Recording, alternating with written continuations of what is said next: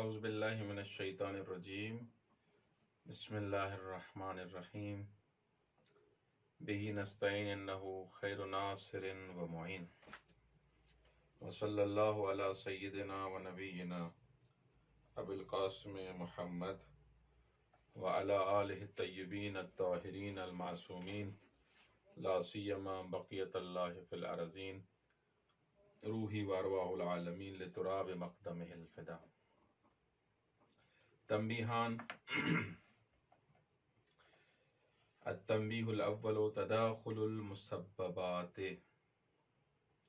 ان البحث فی المسألة السابقة انما هو اما اذا تعددت الاسباب فيتساءل فيها اما اذا كان تعددها يقتضي المغايرة في الجزاء وتعدد المسببات بالفتح او لا يقتضي فتتداخل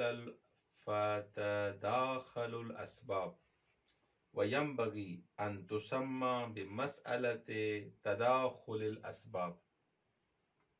وبعد الفراغ عن عدم تداخل الاسباب هناك ينبغي أن يبحث أن تعدد المسببات إذا كانت تشترك في الاسم والحقيقة كالأغسال هل يصح أن يكتفى عنها بوجود واحد لها أو لا يكتفى.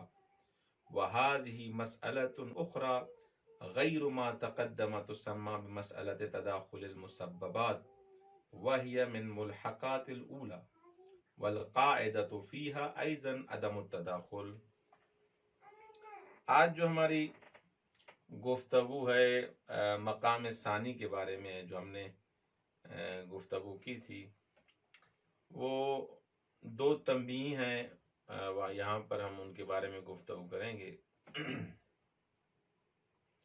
تداخل مسببات اور تداخل اسباب کے بارے میں سب سے پہلے جانکاری ضروری ہے کہ یہ تداخل مسببات ہیں کیا اور تداخل اسباب کیا ہے. ان کی ماہیت کا پتہ چل جائے ہمیں تو پھر ہم بحث کرتے ہیں کہ آیا تداخل مسببات ہو سکتا ہے یا نہیں ہو سکتا، تداخل اسباب ہو سکتا ہے یا نہیں. اس کے بارے میں بعد میں گفتگو ہے، پہلے سمجھیں تو صحیح ہیں کیا ہے. تداخل مسببات درواقع انسان ایک فعل پر اکتفا کرے مقام امتثال میں جب تکالیف متعددہ ہوں.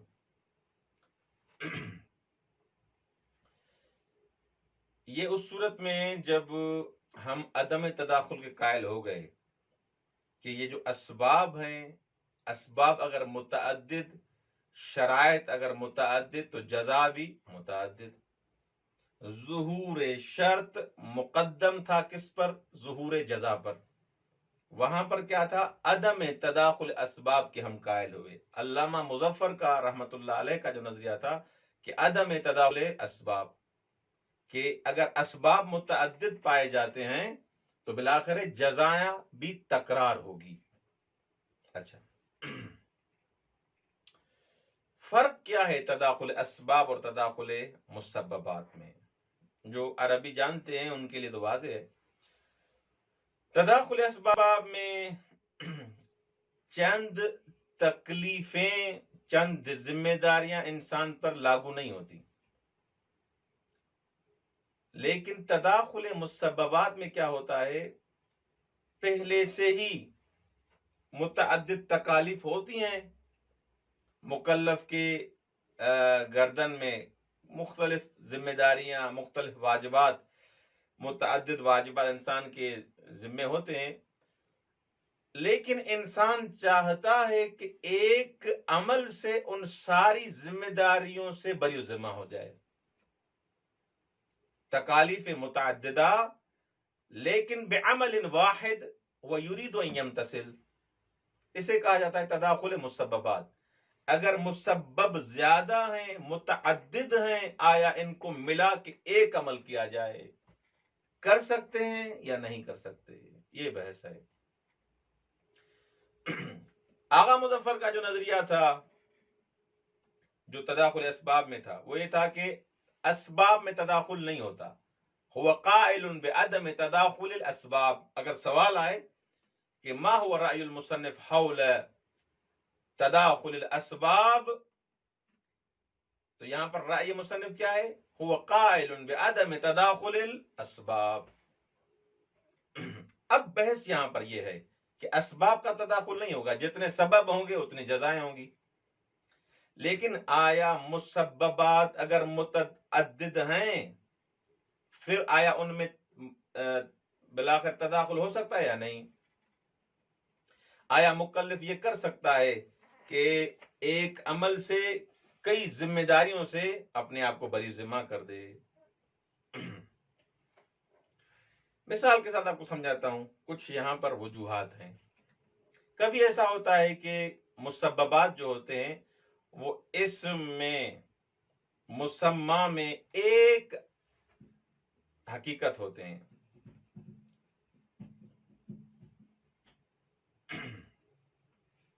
مثلا جیسے کبھی اچھا پہلے مثال ایسے دیتے ہیں کہ یہ جو مسببات ہیں وہ ٹوٹل ڈیفرنٹ ہیں ایک دوسرے سے. ایک نماز ہے، ایک روزہ ہے، ایک غسل ہے. تو اس میں تو کوئی بھی قائل نہیں ہے کہ تداخل ہو، کہ جو روزہ انجام دے اس کا غسل بھی ہو گیا، اس کا روزہ بھی ہو گیا، اس کی نماز بھی ہو گئی. اس چیز کا کوئی قائل نہیں ہے. ان کی ماہیت، ان کا مسمى، ان کا اسم سب مختلف ہیں. یہاں پر سب قائل ہیں کہ بھائی بلاخر اعمال متعدد ہیں، ان کی حقیقتیں مختلف ہیں، تو ہر حقیقت کے لیے الگ الگ فریضہ ہے. انسان کو غسل کرنا پڑے گا اگر غسل واجب ہے، روزہ رکھنا پڑے گا اگر روزہ واجب ہے، اسی طرح نماز پڑھنی پڑے گی اگر نماز واجب ہے. ایک عمل سے یہ ان سب اعمال سے بری ذمہ نہیں ہوگا. اچھا، لیکن کچھ مسببات ایسے ہیں کہ نام میں ایک جیسے، اسم ان کا ایک جیسا ہے. نام دیکھیں گے بھائی ان کا نام تو ایک ہے لیکن حقیقت میں وہ متفاوت ہیں. جیسے صلاۃ الآیات، صلاۃ المیت، صلاۃ یومیہ، سب نمازیں ہیں یا نہیں؟ صلاۃ یومیہ کو بھی آپ نماز کہیں گے، صلاۃ الآیات کو بھی آپ نماز کہیں گے، اور صلاۃ المیت کو بھی آپ صلاۃ کہیں گے. سب نمازیں ہیں لیکن سب کی حقیقت متفاوت ہے. صلاۃ میت کے پڑھنے کا طریقہ الگ ہے اور صلاۃ الآیات کے پڑھنے کا طریقہ الگ ہے، اس کی ماہیت ہی الگ ہے. اسی طرح صلاۃ یومیہ کا طریقہ ہی اپنا ہے. تو لہذا نام سب کا صلاۃ ہے لیکن ان کی حقیقت مختلف ہے. یہاں پر بھی کیا ہے، تداخل مسببات نہیں ہو سکتا. یہاں پر بھی کوئی قائل نہیں ہے کہ جو نماز آیات پڑھ لے وہ جنازے کی نماز ختم ہو گئی، ساقط ہو جائے گی اس کی، یا مثلا ایسے کوئی قائل نہیں ہے. نماز یومیہ اس کی ساقط ہو جائے گی، ایسا کوئی قائل نہیں ہے. یہاں بھی تداخل مسببات نہیں ہوگا، الگ الگ مسبب ہیں یہاں پر. اچھا، کبھی ایسا ہوتا ہے کہ مسببات جو ہیں وہ ماہیت میں بھی ایک ہیں، نام میں بھی ایک ہیں، مشترک ہیں ٹوٹل. جیسے غسل جنابت، غسل مس میت، غسل نظر. انسان ایک غسل سے ان سب غسلوں کو انجام دے سکتے ہیں کیونکہ ان کے غسل کی جو ماہیت ہے، غسل کرنے کا جو طریقہ ہے، سب کا کیا ہے؟ ایک ہی ہے. آپ جو نظر کا غسل کریں گے وہ بھی ویسے ہی کریں گے جیسے غسل کرتے ہیں. غسل جنابت بھی ویسے ہی انجام دیں گے. غسل مس میت بھی ویسے ہی کریں گے. کوئی ایسے نہیں کہتا کہ مثلا آدھا دھڑ غسل میت میں دھو آدھا نہ دھو. غسل جنابت، غسل مس میت، غسل نظر، خوب ان سب کا طریقہ ایک ہی ہے. تو یہاں پر یہ جو مسببات ایک جیسے ہیں، یعنی ماہیت ایک ہی ہے، کرنا غسل ہی ہے نا. صلاۃ کی طرح تھوڑی ہے کہ جنازے کی نماز الگ تھی اور آیات کی الگ تھی، یومیہ الگ تھی. یہاں پر غسل ہے، غسل کرے گا انسان تو غسل ہے. ان تینوں غسلوں سے اکتفا کرے گا یا نہیں؟ تو یہاں پر آیا انسان ایک غسل اگر انجام دے، ایک مسبب، وہ تمام ان چیزوں سے یہ اکتفا کرتا ہے یا نہیں کرتا؟ آغا مظفر یہاں پر بھی قائل ہیں عدم تداخل مسببات کے. یہ نظریہ یاد کر لیں. جیسے علامہ مظفر رحمت اللہ علیہ تداخل اسباب کے قائل نہیں تھے، عدم تداخل اسباب کے قائل تھے، یہاں پر بھی آغا عدم تداخل کے قائل ہیں. مسببات اگر مختلف ہیں تو بلاخر ان کو متعدد طریقے سے انجام دینا پڑے گا، الا بالدلیل. اگر کوئی دلیل ہے کس کے لیے، کسی خاص مورد کے لیے، جیسے غسل مثلا، تو ٹھیک ہے آپ اس کے لیے انجام دے سکتے ہیں. لیکن اگر دلیل خاص نہیں ہے تو اس کے لیے بلا غسل انجام دینا پڑے گا. کبھی ایسا ہوتا ہے کہ خاص دلیل ہوتی ہے تداخل مسببات پر، جیسے غسل جنابت کے باب میں آتے ہیں کہ روایات وارد ہوئی ہیں کہ اگر چند غسل جنابت انسان پر واجب ہیں تو ایک غسل کافی ہے. چند دفعہ، کئی دفعہ انسان مجنب ہوا ہے، 2-3 دفعہ مثلا مجنب ہوا ہے، تو ایک غسل جنابت کے حساب سے کہ وہ مجزی ہے تمام غسلوں سے وہ. اچھا، لیکن کچھ دلیلیں ایسی ہیں، دلیل خاص ہے ہمارے پاس کہ تداخل مسببات نہیں ہوگا. جیسے مثلا ماہ مبارک رمضان کی افطاری کے بارے میں کہ آیا ایک کفارہ سب کفاروں سے اکتفا کرتا ہے یا نہیں کرتا. مثلا کئی اس نے مبتلات انجام دیے ہیں جن کے ذریعے کفارہ اس پر واجب ہوا ہے، تو یہاں پر مثلا ہمیں شک ہے کہ یہ جو اس نے کفارہ اس پر واجب ہے، کفارہ ہے، وہاں پر کفارے کی ماہیت تو الگ نہیں. مثلا 60 دن روزے رکھے، 60 مسکینوں کو آزاد کرے، یا 60 مسکینوں کو کھانا کھلائے، یا ایک غلام آزاد کرے، تو یہاں پر کیا ہوگا؟ تو بلاخر یہاں پر شک ہے کہ آیا اکتفا کرتا ہے ایک کفارہ یا نہیں کرتا. تو یہاں پر مقتضی قاعدہ آغا مظفر کے نزدیک عدم تداخل مسببات ہے. یہ چیز ذہن میں رکھ لیں. یعنی عدم تداخل مسببات یعنی کیا؟ یعنی ایک عمل سے، ایک کفارے سے نہیں ہو سکتا کہ سارے کفارے ایک کفارے سے کیا ہو جائیں؟ مجزی ہو جائیں. ایک کفارہ مجزی ہو جائے تمام کفارات سے، ایسے نہیں ہو سکتا. بس اگر دلیل خاص ہے عدم تداخل اسباب پر، ٹھیک ہے، اس سے بحث نہیں. اگر دلیل خاص ہے تداخل اسباب پر، اس سے بھی بحث نہیں. ہماری بحث وہاں ہے جہاں پر دلیل نہیں ہے. ہم اصول میں کھڑے ہوئے ہیں، یہاں پر اصولی بحث کر رہے ہیں، دلیل ہمارے پاس نہیں ہے. وہاں پر قاعدہ کیا ہے، مقتضی القاعدہ کیا ہے، قاعدے کی تقاضا کیا ہے؟ عدم تداخل مسببات، جیسے قائل ہوئے عدم تداخل اسباب کے. کہہ رہے ہاں فقط ایک صورت مستثنا ہے. یہاں پر تداخل اسباب میں کوئی صورت استثنا نہیں کی تھی، لیکن یہاں پر ایک صورت مستثنا ہے. اس قاعدے سے وہ اس کو استثنا کر رہے ہیں. وہ جب دو واجبوں کے درمیان عموم خصوص من وجہ کی نسبت پائی جائے. آپ نے نسب اربع میں سے ایک نسبت عموم خصوص من وجہ کی پڑھی ہے کہ مادہ اجتماع ہوتا ہے اس میں ایک. اب مثلا اگر مولا نے کہا کہ مسکین کو صدقہ دو، تصدق علی مسکین، پھر کہے کہ تصدق علی ابن سبیل کو بھی صدقہ دو. ایک شخص مجھے مل گیا جو ابن سبیل بھی ہے، مسافر بھی ہے مثلا، اور وہ مسکین بھی ہے. ایک شخص ہے جو ابن سبیل بھی ہے، مسکین بھی ہے.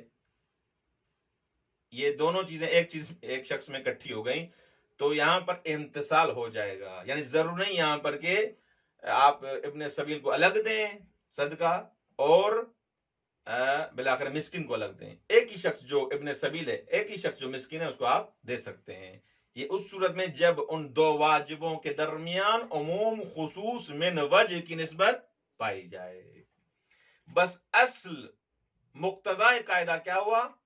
عدم تداخل مسببات. جیسے مقتضی قاعدہ تداخل اسباب میں کیا تھا؟ عدم تداخل اسباب. یہ کلیدی نقطہ ہے.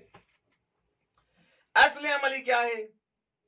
یہ تو مقتضی قاعدہ ہو گیا. اصل عملی یعنی قاعدے کے حساب سے ہم قائل ہوئے کہ نہ تداخل اسباب ہے نہ تداخل مسببات. ہم یہاں پر اب بات کر رہے ہیں کہ کوئی نتیجے تک نہیں پہنچ سکا، اس کی نظر میں ابھی یہ دونوں کیا ہیں؟ متعارض چیزیں ہیں، اور تعارض ہو گیا اور تعارضہ تساقطہ ہو گیا، اور نہ تداخل اسباب کا قائل ہو سکا، نہ عدم تداخل کا قائل ہو سکا، نہ تداخل مسببات نہ عدم تداخل مسببات. اب یہ مشوش ہے، حیران ہے، کیا کرے؟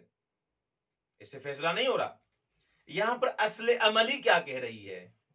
کیونکہ اگر انسان شک کی حالت میں آ جائے، متحیر ہو جائے، خوب ان اصول لفظیہ سے اس کا مسئلہ حل نہیں ہو رہا، تو اصل عملی سے اس کا کیا حل ہے؟ کیا اصل عملی میں یہ تداخل ہوگا یا تداخل نہیں ہوگا؟ تو یہاں پر بحث ہے، شک ہے کہ یہ جو شک، یہ جو تکلیف، یہ جو ذمہ داری میرے اوپر آئی تھی، آیا یہ کیسے ساکت ہوگی؟ یہاں پر آیا میں تداخل کروں یا عدم تداخل کروں؟ آغا صاحب کہتے ہیں کہ یہاں تفصیل کے قائل ہوئے ہیں کہ جب تداخل مسببات میں شک کریں گے وہاں پر مقتضائے اصل عملی عدم تداخل مسببات ہے، لیکن اگر تداخل اسباب میں شک کریں گے کہ آیا یہ مجزی ہے یا نہیں، وہاں پر قائل ہو جائیں گے تداخل اسباب کے. اصل عملی میں آغا مظفر تفصیل کے قائل ہو گئے ہیں.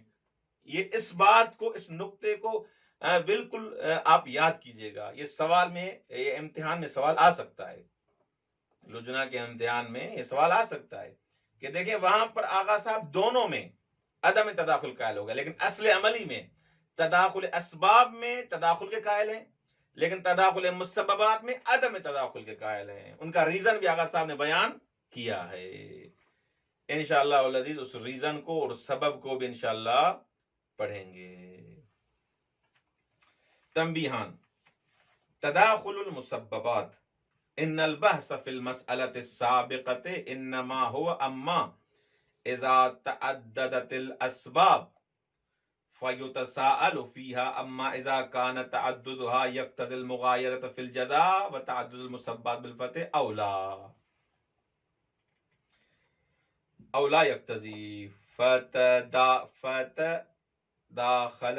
داخل الاسباب. اچھا، بحث یہاں پر کہہ رہے ہیں کہ آغا صاحب کے مسئلہ سابقہ میں بحث ہو چکی کہ اگر اسباب متعدد ہوں، اذا تعددت الاسباب، تو وہاں پر سوال یہ ہوگا کہ اگر اسباب متعدد ہیں، یقتضی المغایرۃ فی الجزاء وتعدد المسببات، وہ تقاضا کرتے ہیں کہ جزا میں کیا ہو؟ مغایرت ہو، مسببات کیا ہوں؟ متعدد ہوں. او لا یقتضی، یہاں سوال یہ ہوتا ہے کہ آیا مسببات متعدد ہوں گے اگر اسباب متعدد ہیں؟ او لا یقتضی، یا اسباب متعدد نہیں ہوں گے. تو اسباب کو کیا ہو جائے گا؟ فتح تداخل اسباب، وہاں پر اسباب کیا ہو جائیں گے؟ تداخل ہو جائے گا. وَيَنبَغِي أَن تُسَمَّى بِمَسْأَلَةِ تَدَاخُلِ الْأَسْبَابِ، وہاں پر اس مسئلے کا نام یہ آغا صاحب کہہ رہے ہیں کہ یہ ہونا چاہیے تھا کہ تداخل اسباب. اصل اس بحث کا نام یہ آپ تداخل اسباب رکھ دیں، داخل الاسباب. ٹھیک، اگر اسباب متعدد ہیں تو وہاں پر مسببات متعدد ہوں گے یا نہیں ہوں گے؟ یہ سیدھی سی بات ہے. وہ تداخل اسباب کی بحث کہہ رہے ہیں وبعد الفراغ عن عدم تداخل اسباب، وہاں پر ہم قائل ہوئے کہ تداخل اسباب نہیں ہوگا، شرط کا ظہور وہاں پر جزا کے ظہور پر مقدم ہے. یہ بیان کیا ہم نے. ينبغي ان يبحث ان تعدد المسببات اذا كان تشترك في الاسم، کہ یہاں پر بحث کریں گے کہ اسباب اگر متعدد ہیں اور اسم میں بھی شریک ہیں، حقیقت میں بھی شریک ہیں، کل اقسال، جیسے میں نے مثال دی، غسل میت کریں گے آپ تو وہ بھی سیدھی سی بات ہے وہی. غسل مس میت کریں گے اس کی مائیت بھی وہی ہے. غسل جنابت کریں گے اس کی مائیت وہی ہے. غسل نظر و قسم کریں گے اس کی مائیت بھی وہی ہے. هل يصح ان يكتفى عنها بوجود واحد، ایک غسل کریں سب سے کافی ہے؟ او لا يكتفي، یا کافی نہیں ہے؟ او لا يكتفى پڑھیں بہتر ہے. وهذه مسألة اخرى غیر ما تقدم تسمى مسئلہ تداخل المسببات، یہ اس مسئلے سے ہٹ کر ہے.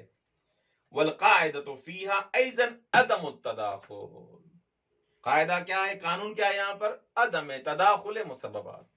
جیسے وہاں پر عدم تداخل قائل ہوئے تھے، یہاں بھی عدم تداخل مسببات قائل ہیں. اگر راز کیا ہے؟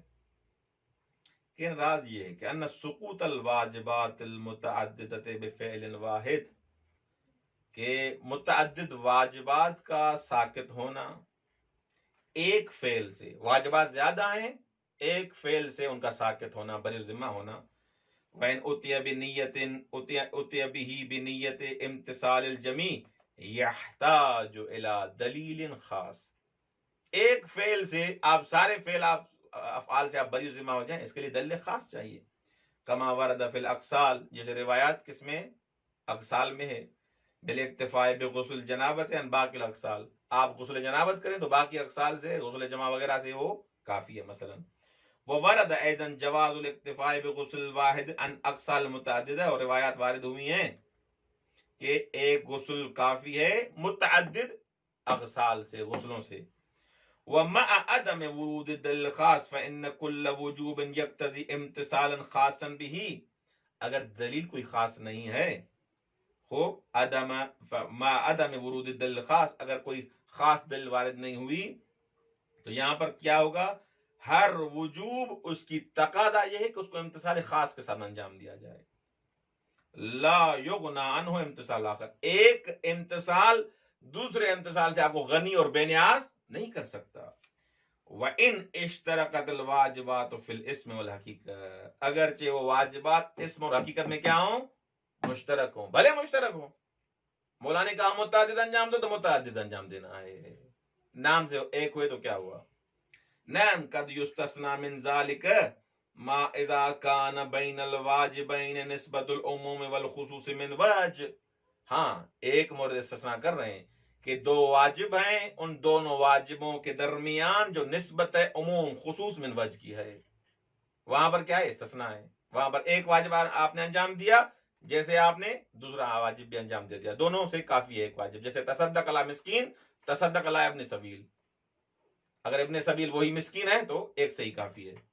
وَكَانَ الدَّلِيلُ كُلٍّ مِّنْهُمَا مُطْلَقًا بِالْإِضَافَةِ إِلَى مورد الاجتماع، دلیل دونوں کے لیے کیا ہے؟ مطلق ہے اس مورد اجتماع کے بنسبت. اچھا، کما اذا قال مثلا تصدق علی مسکین، جیسے مثلا مولا کہے کہ مسکین کو صدقہ دو. وقال ثانیا تصدق علی ابن سبیل، اور دوسری مرتبہ کہے کہ ابن سبیل کو صدقہ دو. فجمع العنوانین، دو عنوان جمع ہو گئے ایک شخص میں. بأن کان فقیرا وابن سبیل، ایک شخص ہے. فجمع العنوانین شخص واحد بأن کان فقیرا وابن سبیل، ایک شخص میں دونوں عنوان کٹھے ہو گئے، وہ فقیر بھی ہے ابن سبیل بھی ہے.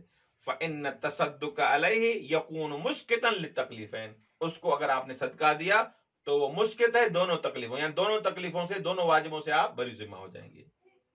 اچھا، یہ ہو گیا مقتضی قاعدہ، قاعدے قانون کے حساب سے عدم تداخل مسببات ہے.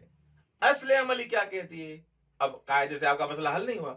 ان مقتضی اصل العملی عند الشک فی تداخل اسباب هو التداخل، مقتضی اصل عملی اگر شک ہو تداخل اسباب میں، وہ کیا ہے؟ تداخل ہے. لأن تأثیر السببین فی تکلیف واحد متیقن. آغا دیکھیں یہاں پر تھوڑا آپ ڈیفرنٹ ضرور کیجئے گا، فرق کیجئے گا. آغا صاحب مقتضی القاعدہ کے حساب سے تداخل قائل ہیں، عدم تداخل کے عدم تداخل قائل ہیں آغا مظفر. لیکن اصل عملی کے حساب سے آغا صاحب کس چیز کے قائل ہیں؟ تفصیل کے قائل ہیں. اسباب میں تداخل کے قائل ہیں. دیکھ رہے ہیں عند الشک فی تداخل اسباب و تداخل، مقتضی اصل عملی کیا ہے؟ تداخل ہے. آغا دلیل، آپ اصل عملی میں تداخل اسباب کے کیسے قائل ہو گئے؟ کہہ رہے ہیں لأن تأثیر السببین فی تکلیف واحد متیقن، اثر دو سببوں کا ایک تکلیف میں یہ یقینی ہے. خوب.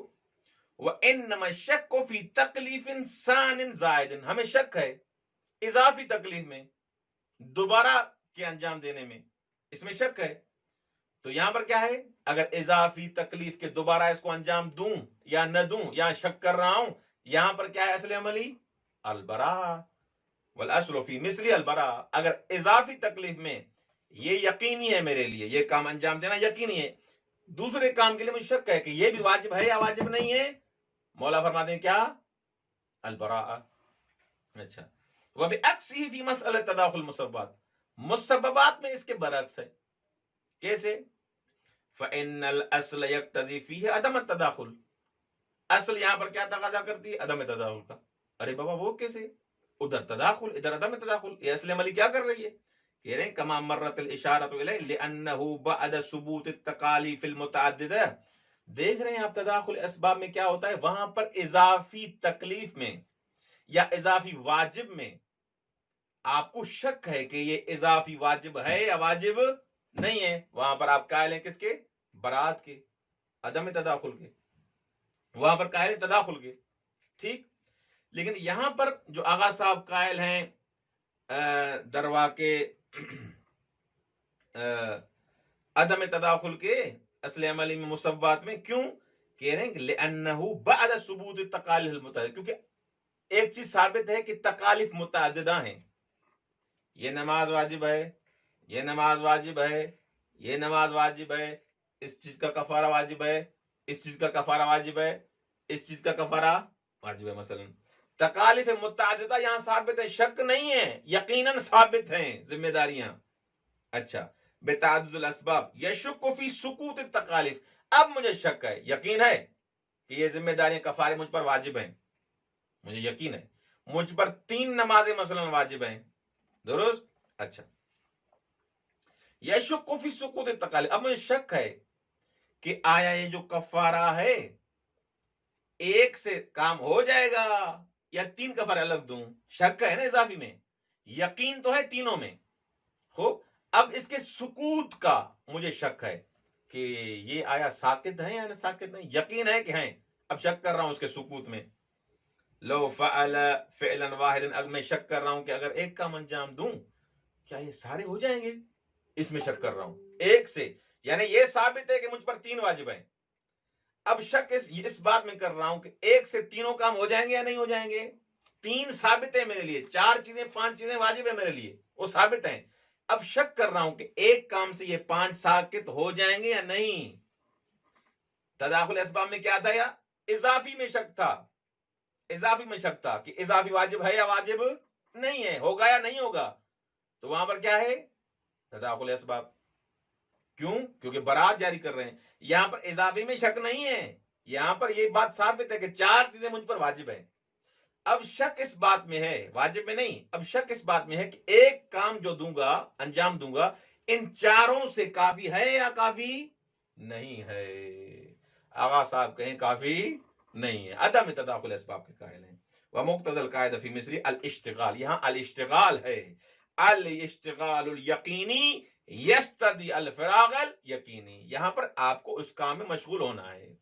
یہ اشتغال، اس کو انجام دینا، یہی بلاخر فراغ یقینی آپ کو تب ہوگا، آپ یقین کے مرحلے تک تب پہنچیں گے جب اس کام کو انجام دیں گے. فلا یکتفا بفعل واحد فی مقام الامتثال، اصلا ایک کام سے آپ مقام امتثال میں ایک فعل سے آپ سب ذمہ داریوں کو ختم نہیں کر سکتے. خلاصہ کلام آغا صاحب، آغا مظفر صاحب کتاب اصول مظفر، آغا فرماتے ہیں کہ مقتضائے قاعدہ تداخل اسباب میں اور مقتضائے قاعدہ تداخل مسببات میں کیا تھا؟ کیا تھا آغا؟ عدم تداخل. لیکن اصل عملی میں آغا صاحب تفصیل کے قائل ہیں، تداخل اسباب میں تداخل کے قائل ہیں، تداخل مسببات میں عدم تداخل کے قائل ہیں. تداخل اسباب میں کیوں قائل ہیں تداخل کے؟ اس لیے کیونکہ آپ اضافی ذمہ داری میں شک کر رہے ہیں، اور اضافی چیز میں اگر شک ہو تو وہاں قاعدہ کیا ہے؟ اصل عملی کا براءت ہے. اور مسببات میں عدم تداخل کے کیوں قائل ہے؟ اس لیے عدم تداخل کے قائل کہ وہاں پر آپ کے پاس ذمہ داریاں ثابت ہیں، واجب 3 واجب آپ پر ثابت ہیں. شک اس بات پہ کر رہے ہیں، اس بات میں کر رہے ہیں کہ یہ میں ایک واجب جو انجام دوں گا یا ایک کفارہ جو میں دوں گا، یہ تینوں کفاروں سے بری ذمہ مجھے کر دے گا. مولا کہے گا، بلکہ اصل عمل یہاں یہ کہتی ہے کہ نہیں، 3 جب ثابت ہیں، ان تینوں کو انجام دو گے، تینوں کفارے دو گے، تب تمہیں یقین ہوگا کہ میرا ذمہ فارغ ہو گیا. والسلام علیکم ورحمۃ اللہ وبرکاتہ.